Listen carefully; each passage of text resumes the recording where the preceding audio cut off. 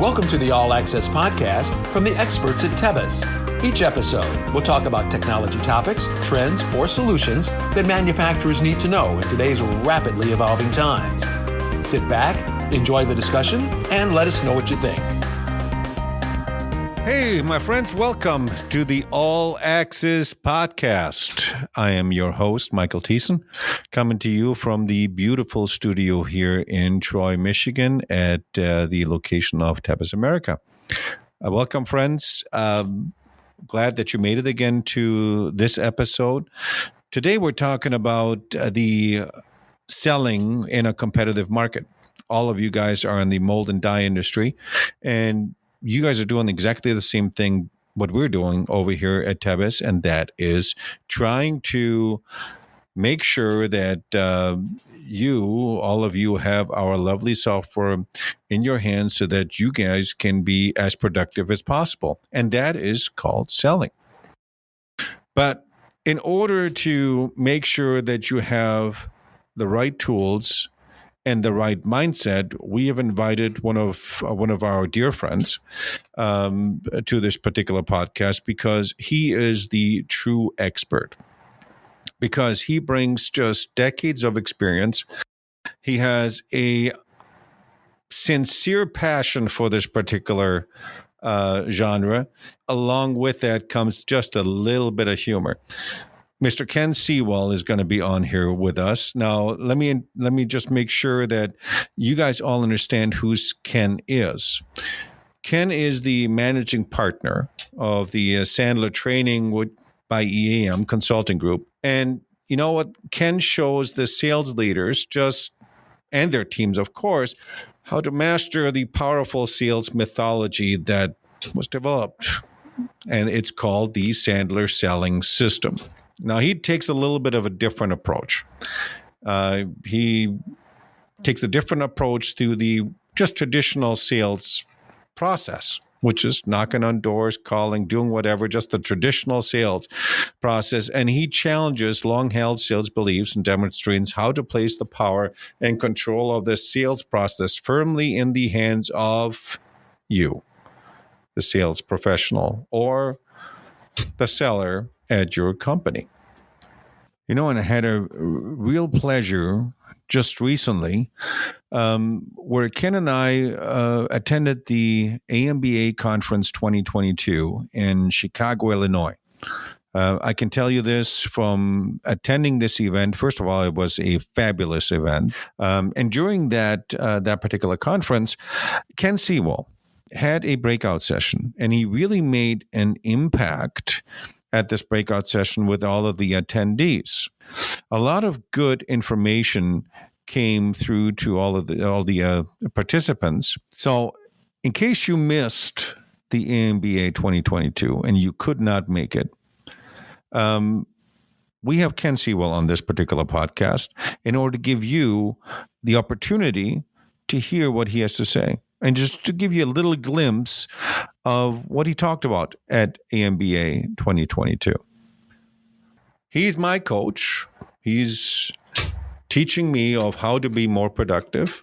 And I thought, what better person to bring on the show than Mr. Ken Seawell. Ken, hey, welcome to the All Access Podcast. Thank you, Michael. It's a pleasure to be here. Thanks for inviting me. Hey, it's wonderful for you to be part of this because you are truly the expert when it comes to the selling process. Share a little bit about yourself, Ken, if you would. Well, that's some high praise there, Mr. Thiessen. So I appreciate the kind words. Yes, I've been with Sandler now 12 years. I'm not a Michigander, but I've been here 22 years, so I feel like a Michigander now. And enjoy just working with people, watching them get the information, watching them learn, the light bulbs go off in their head, and really feel fulfilled and blessed to be able to do something that I enjoy doing. Mm-hmm. Now, we know each other now for what? Close to about a year and a half, something like that?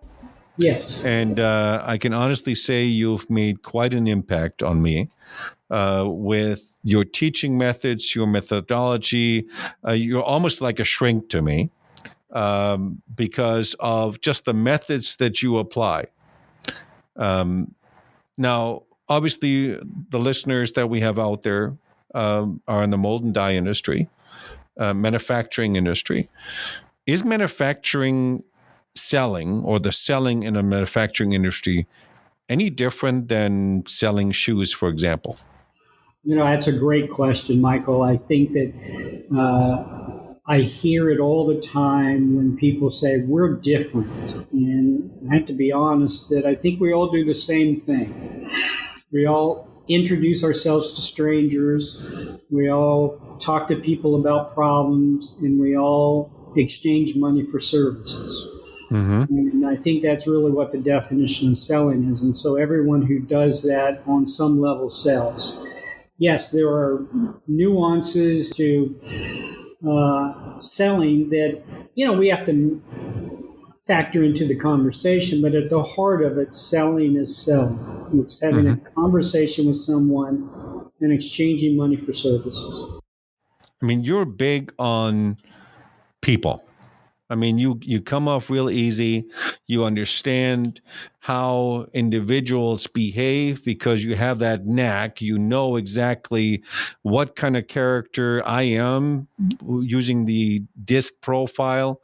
And you kind of understand of how to talk to people because each person is just a little bit different. Correct. I think that starts initially with my own attitude about me. If I have my head on right, if I feel like my need for approval is in check and my self-worth is high, then I can always deliver a good version of myself to whoever I'm talking to. And I have this definition of emotional intelligence that I try to live. And I got to be honest, I'm a human. I don't do it well every time, but I practice making sure that the person I'm talking to feels better about themselves after the conversation with me.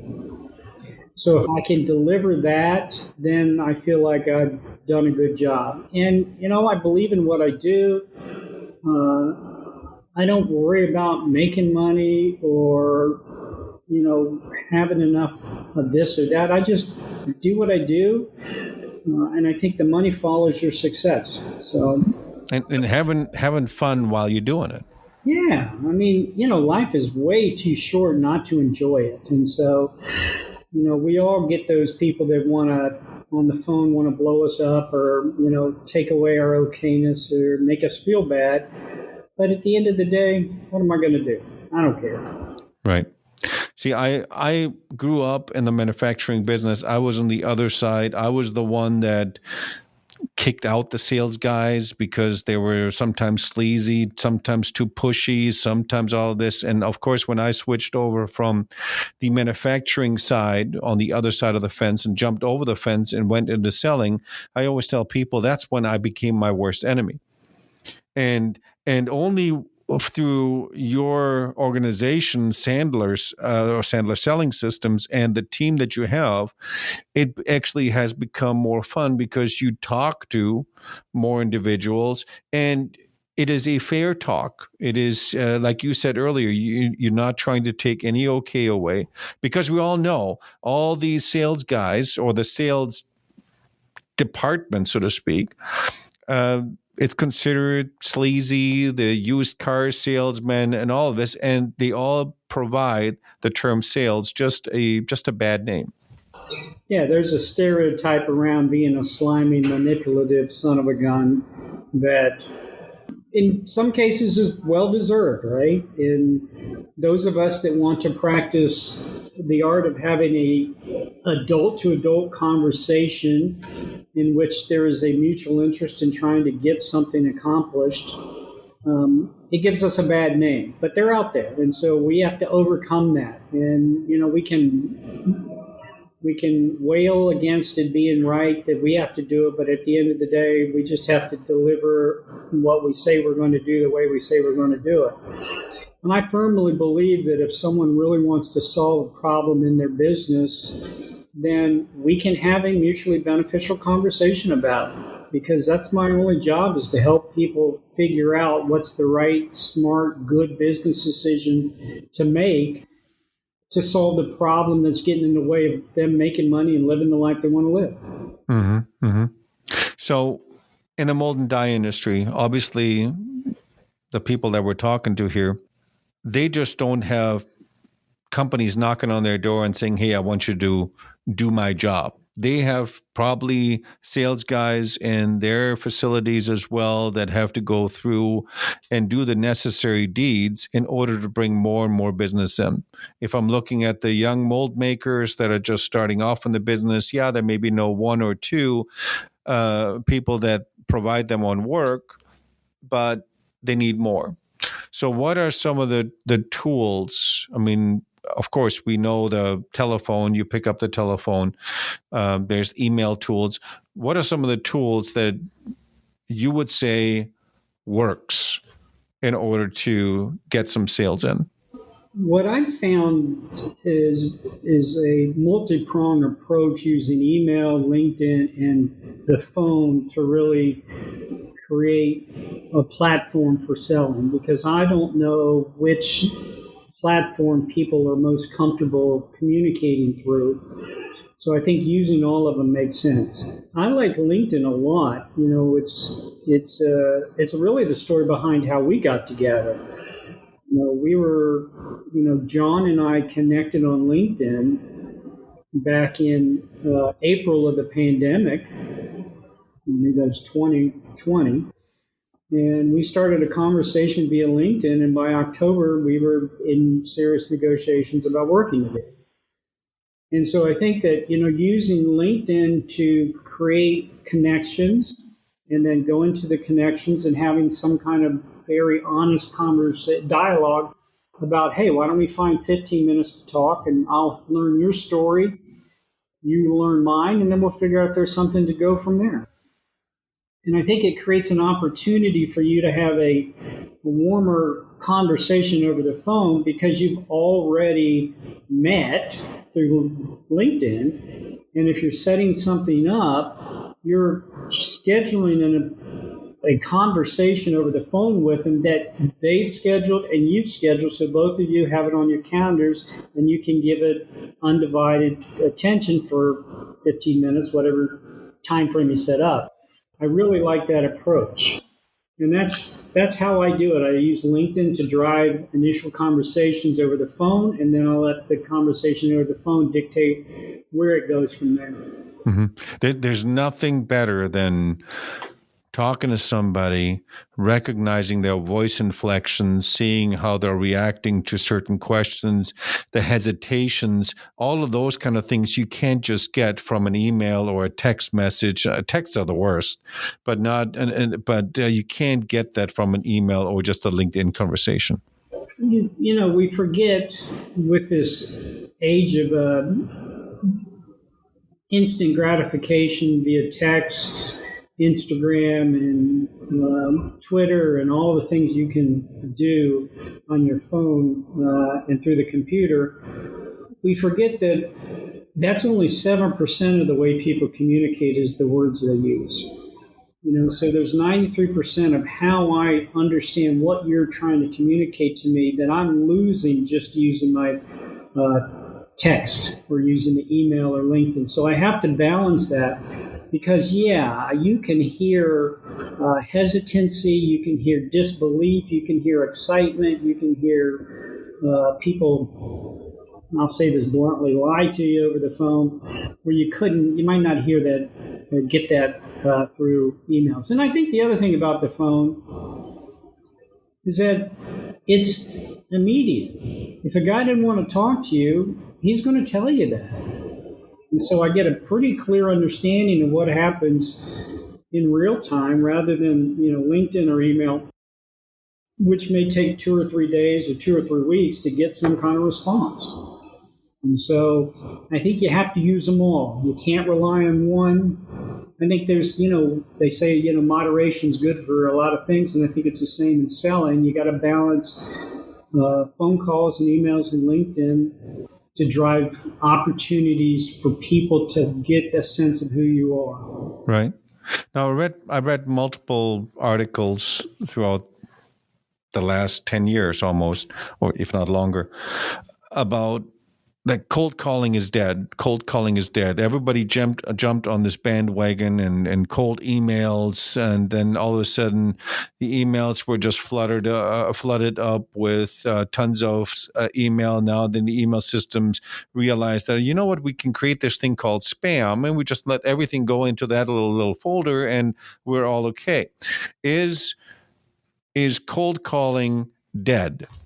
No. Short answer is no. The long answer is, if I'm calling people out of the yellow pages and just dialing numbers, that's really hard to do. But I think if we look at what the definition of cold calling is, and let's take cold calling out of and just talk about prospecting by the phone, right?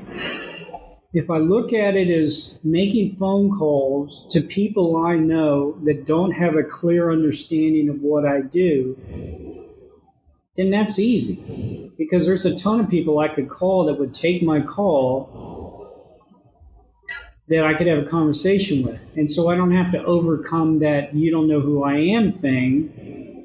Okay? So I think we give prospecting over the phone a bad rap, so to speak, because we think it's all about calling a bunch of people we don't know. Yes, there's some of that. I dial people that have never heard my name, don't know who I am from Adam, and that's okay. But there's a ton of people that I call that recognize my name, and then it's a more comfortable conversation. Right. It should all turn into just a regular conversation like you and I are having.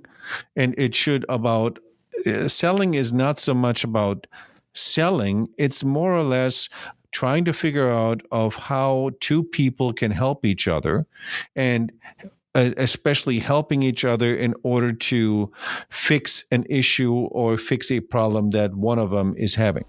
Right. And I think that prospecting, whatever way you do it, is, I'll use the gumball analogy. So, Michael, what's your favorite colored gumball when you were growing up? Blue. All right. So you probably back in your day put a penny in the gumball machine, or whatever the German equivalent of a penny is. Oh, you're making me just older than I am, maybe. Okay, whatever. But go with a penny. That's okay. A penny, right? So you got a penny in the gumball machine, and you turn in it, and you get a red and a yellow and a white. And do you have a brother or a sister? I have a sister, yes. All right. So did you, since they weren't blue, did you give them all to your sister because you didn't want them? Let's say I was a good brother, and I would say yes. All right. So you kept putting pennies in that gumball machine till you got the blue one, right? Mm-hmm. That's what prospecting is.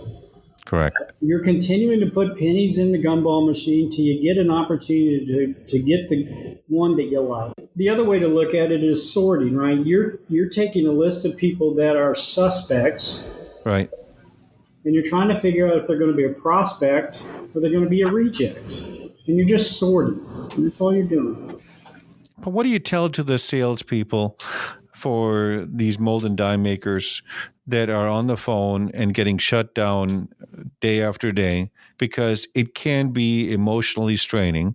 It could be defeating at the end of the day when you're trying to get business in, and it's just it just doesn't fall.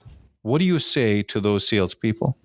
Well, there are a couple of things. One, we teach at Sandler that success is the activity, not the result.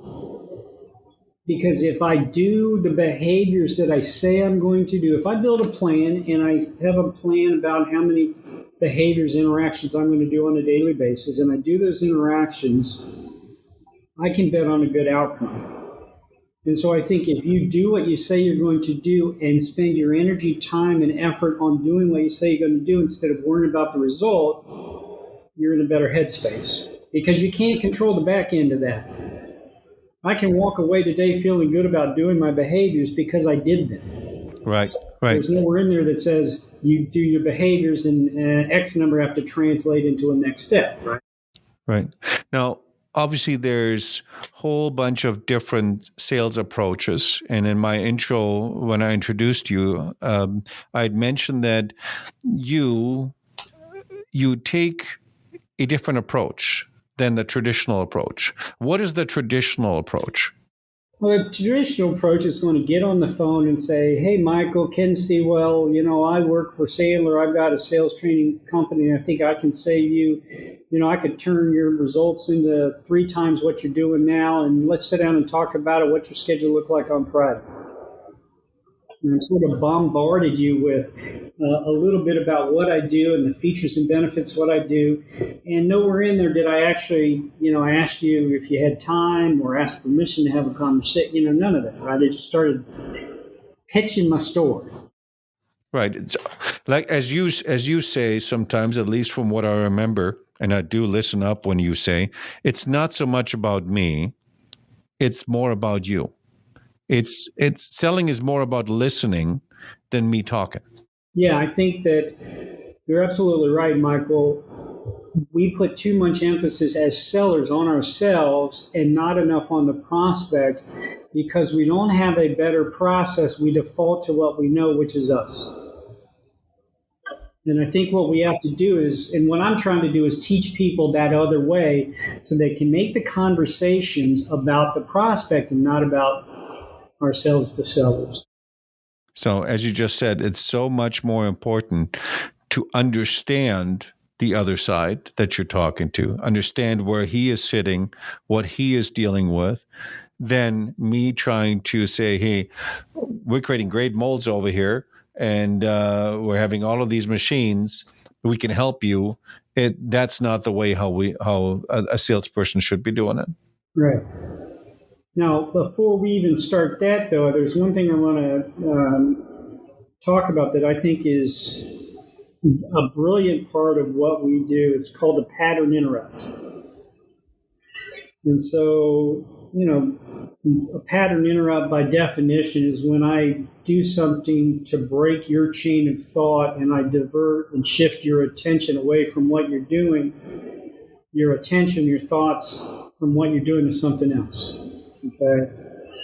And so if you think about it, I say this, there's a couple ways to just explain it in just layman's terms. Think about you're in an argument with somebody and they're really sort of heated and they're going off on you, and you just look at them and you say, what's your favorite color? Right in the middle of that argument, they stop to think about what their favorite color is. You just interrupted their thoughts. You just shifted the focus, right? The other thing, if you have a dog and they're about to eat a stick, or like my dog does, likes to eat poop, and I redirect his thoughts by giving him a treat, that's the same sort of thing, right? What we have to do is we have to do a pattern interrupt with sales prospects because they're already in their buyer system, right? The moment they pick up the phone and they sense you're a salesperson, they're already got that wall up. Right. So what I want to do is just break the pattern. And one of the simplest things I do is I'll go, role play with me for a second, Michael. I'll go, Michael, it's Ken Seawell. Hi, Ken. Michael, I'm guessing my name means absolutely nothing to you. You're 100% correct. Doesn't mean anything. All right, so what I've done is I've broken the pattern, right? Because now you're thinking about who I am, who's Ken Seawell, where do I know this guy, should I know this guy, who the hell's Ken Seawell, right? And normally a sales guy would normally start off with saying, hey, my name is Michael Thiessen, I'm from ABC, and I can do X, Y, Z.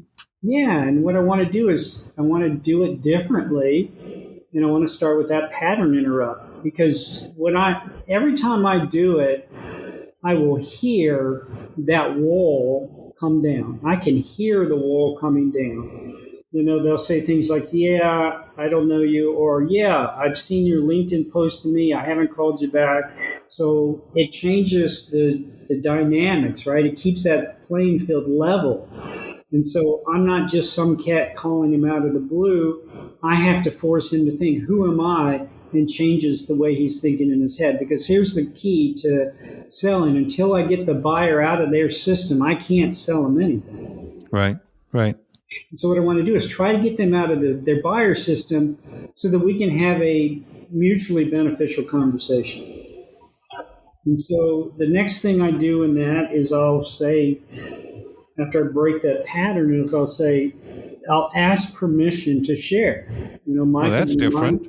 Yeah. Do you mind, Michael, if I take in 30 seconds to share with you why I called? You can tell me if it makes sense to keep talking.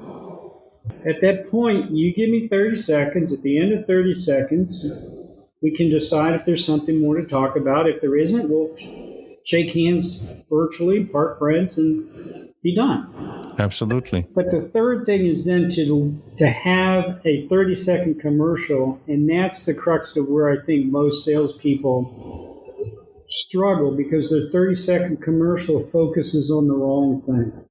Now, the 30-second commercial, correct me if I'm wrong, is essentially a company's elevator pitch of what they do. And normally the sales guy would come in and say, we do this, and we're great at that.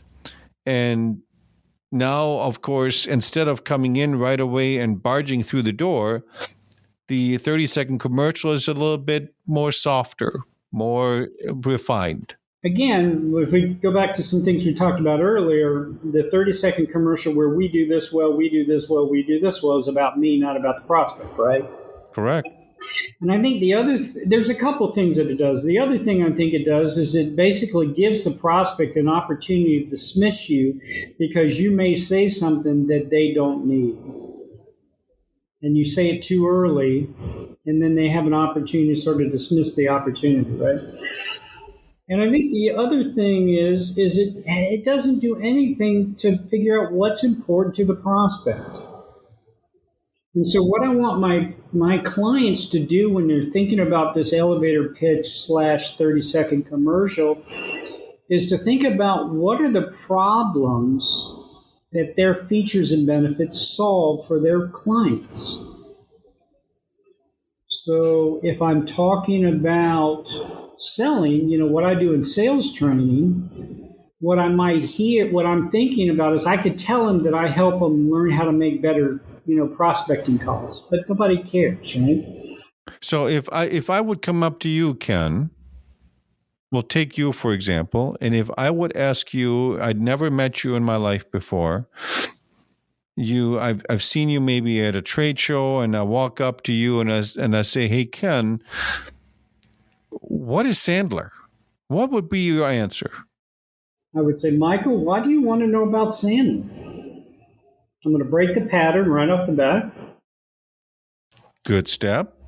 And I would say, well, I've seen this this booth. It looks very flashy, and I've seen you standing there, and I want to know more about what you guys do. So what do you guys do? Well, can I put it in context, Michael? Sure. If there was one thing in your world about selling that if you could fix right now, you'd be 100% happier, what would it be? In the world of selling? In the world of selling. What would make me happier is to get purchase orders come in. Or are they not coming in fast enough? Are they not coming in at all? Oh, they're coming in a nice steady rate, but of course, the faster they come in, it always is better because then we have molds on the shop floor, and my guys have enough work to get their days done. So maybe what I'm hearing is that you'd like to get purchase orders faster, maybe shortening the selling cycle. Yes. Okay. Well, that's the kind of stuff we work on. So immediately you already explained what you guys are doing, how you guys can help me as being on the other side without you having to tell me exactly what you're doing.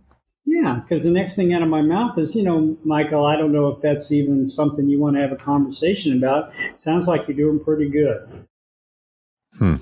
Smart. Does it make sense for us to talk? Smart. Subtle way sometimes is better than being blunt and just all about me. I think at the end of the day, there's a conviction that prospects need to want to take action to change what they're doing. I think that people move away from pain towards pleasure, but they need help doing it. And I have to help them feel like what they're about to do, if they're interested in my product or services, is going to be less work and more beneficial than what they're doing now. Right. So obviously, selling, that's what we do all day long, and all of your customers and even the mold shops, that's what they're doing all day long. But your type of philosophy and your ways of doing it is not just selling to somebody else. It's for every single day operation of your dealing with your family, dealing with your kids. And that kind of thought process can be applied to almost anything. I say this a lot, that Sandler is a lifestyle for me. It's given me clarity with the people in my lives. It's given me better conversations. It's taken a lot of the conspiracy and the anger out of things where I think someone's trying to pick on me. And it's allowed me to not get involved in conversations that are dysfunctional and could potentially be hurtful. And I just don't Right. get in. I mean, obviously, sales is not an easy job to do. But if you can combine difficult with having fun and doing it and fun while you're doing it, it makes it more palatable. It makes it more easier to just pick up the phone and call somebody and just have a conversation. And at the end of the day, who knows? Maybe you're going to land the job of a lifetime, maybe not. And I think that to that point, Michael, I've found this sort of exercise to be really good for that.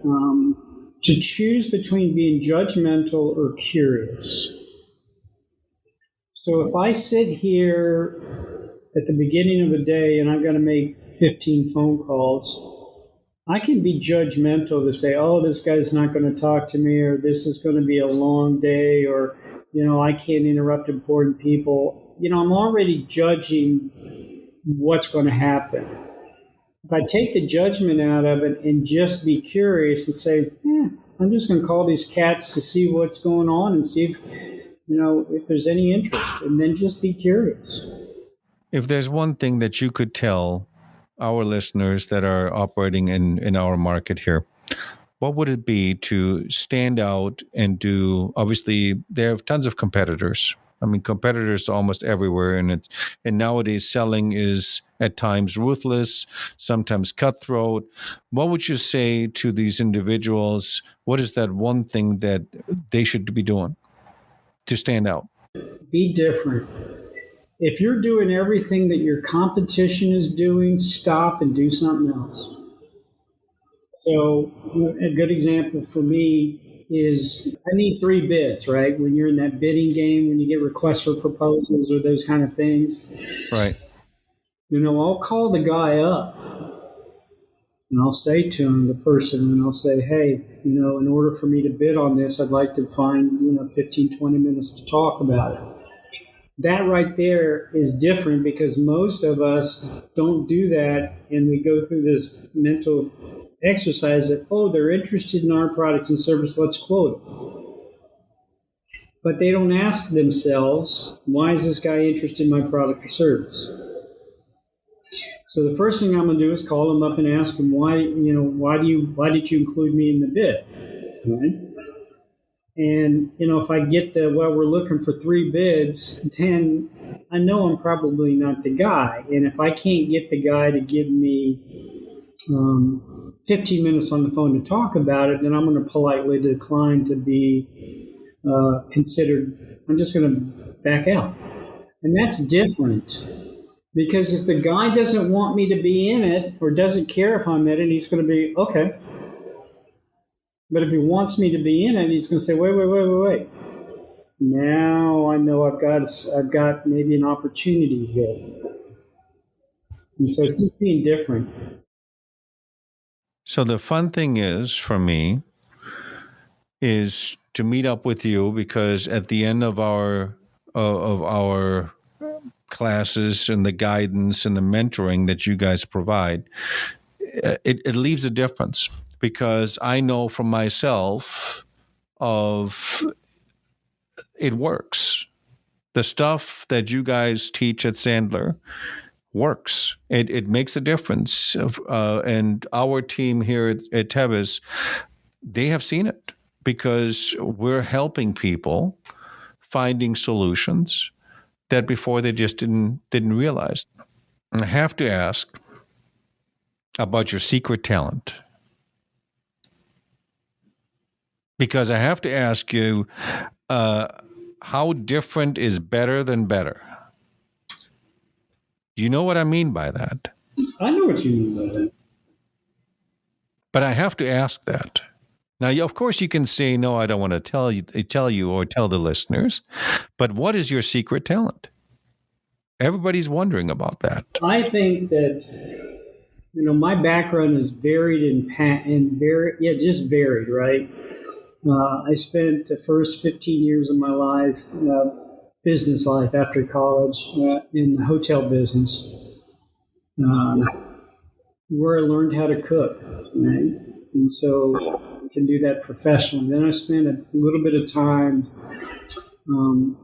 in the clothing business, so I learned how to dress, and so and it shows.